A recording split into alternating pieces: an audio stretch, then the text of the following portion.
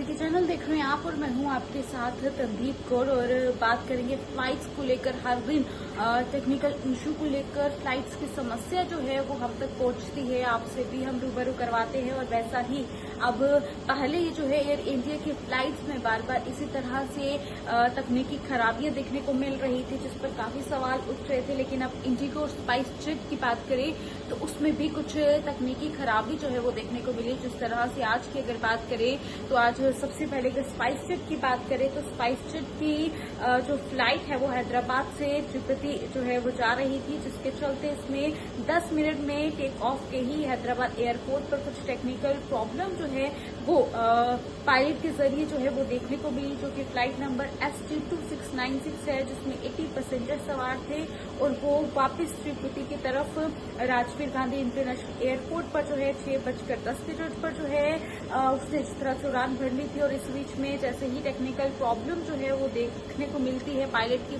तरफ से, पायलट ये देखता है कि कुछ इसमें टेक्निकल इशू जो है वो समस्या सामने आ रही है, जिसके चलते वो वापस जो है हैदराबाद की तरफ जो है वो रिटर्न करता है। तो ये समस्या जो है देखने को मिलती है, जैसे ही टेक ऑफ होती है वैसे ही जो है वो रिटर्न होती है, जिसके चलते अब अगर हम दिल्ली से लेह को लेकर फ्लाइट की बात करें तो वैसे ही इंडिगो की फ्लाइट जो है वो दिल्ली से लेह की तरफ निकलती है, लेकिन उड़ान भरने के बाद भी जो है कुछ और इसमें भी टेक्निकल इश्यूज जो है वो देखने को मिलते हैं। जैसे ही पायलट को टेक्निकल इशू की समस्या की जानकारी जो है वो होती है, उसी वक्त वो भी फ्लाइट को जो है वो रिटर्न करते हैं। फ्लाइट रिटर्न होती है और उसके चलते वापस जो है वो कुछ देर तक उसे दिल्ली में वापस जो है वो लैंड होती है। वहां पर मेंटेनेंस का काम उसका चल रहा है, जिसको लेकर काफी ये सवाल जो है लोगों के जहन में खड़े हो रहे हैं। क्या प्लेन्स में मेंटेनेंस जो है वो प्रॉपर तरीके से सामने नहीं आ रही है या प्रॉपर तरीके से मेंटेनेंस नहीं हो पा रही है, जिसके चलते इस तरह का इश्यू जो है